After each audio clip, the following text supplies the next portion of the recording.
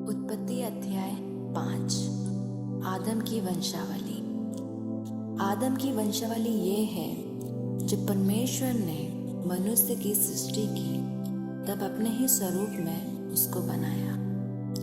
उसने नर और नारी करके मनुष्यों की सृष्टि की और उन्हें आशीष दी, और उनकी सृष्टि के दिन उनका नाम आदम रखा।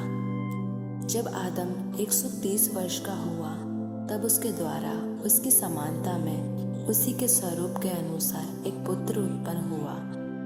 उसने उसका नाम शेत रखा। शेत के जन्म के पश्चात आदम 800 वर्ष जीवित रहा और उसके और भी बेटे बेटियां उत्पन्न हुए। इस प्रकार आदम की कुल आयु 923 वर्ष की हुई। तत्पश्चात वह मर गया। जब शेत 105 वर्ष का हुआ तब उससे एनोश का जन्म हुआ। एनोश के जन्म के पश्चात शेत 807 वर्ष जीवित रहा और उसके और भी बेटे बेटियां उत्पन्न हुए। इस प्रकार शेत की कुल आयु 912 वर्ष की हुई। तत्पश्चात वह मर गया। जब एनोश 90 वर्ष का हुआ तब उससे केनान का जन्म हुआ। केनान के जन्म के पश्चात एनोश 815 वर्ष जीवित रहा और उसके और भी बेटे बेटियां उत्पन्न हुई। इस प्रकार एनोश की कुल आयु 905 वर्ष की हुई। तत्पश्चात वह मर गया। जब केनान 70 वर्ष का हुआ तब उससे महललेल का जन्म हुआ। महललेल के जन्म के पश्चात केनान 840 वर्ष जीवित रहा और उसके और भी बेटे बेटियां उत्पन्न हुई। इस प्रकार केनान की कुल आयु 910 वर्ष की हुई। तत्पश्चात वह मर गया। जब महललेल 65 वर्ष का हुआ तब उससे येरेद का जन्म हुआ। येरेद के जन्म के पश्चात महललेल 830 वर्ष जीवित रहा और उसके और भी बेटे बेटियां उत्पन्न हुई। इस प्रकार महललेल की कुल आयु 895 वर्ष की हुई। तत्पश्चात वह मर गया। जब येरेद 162 वर्ष का हुआ तब उससे हनोक का जन्म हुआ।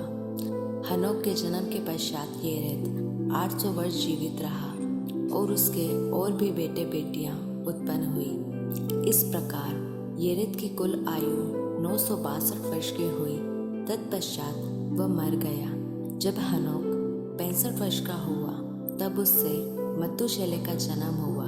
मतूशेलह के जन्म के पश्चात हनोक 300 वर्ष तक परमेश्वर के साथ साथ चलता रहा और उसके और भी बेटे बेटियां उत्पन्न हुई। इस प्रकार हनोक की कुल आयु 365 वर्ष की हुई।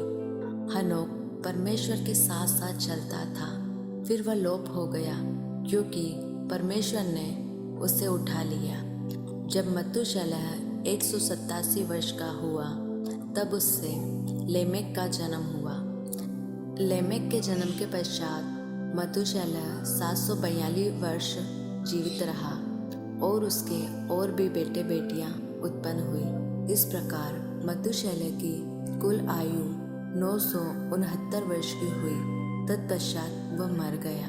जब लेमेक 142 वर्ष का हुआ तब उसे एक पुत्र का जन्म हुआ।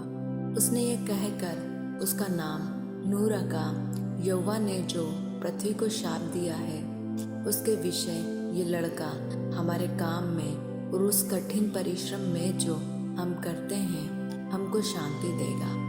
नूह के जन्म के पश्चात लेमेक 595 वर्ष जीवित रहा और उसके और भी बेटे बेटियां उत्पन्न हुई। इस प्रकार लेमेक की कुल आयु 777 वर्ष की हुई। तत्पश्चात वह मर गया और नूह 500 वर्ष का हुआ और नूह से शेम और हाम और येपेत का जन्म हुआ।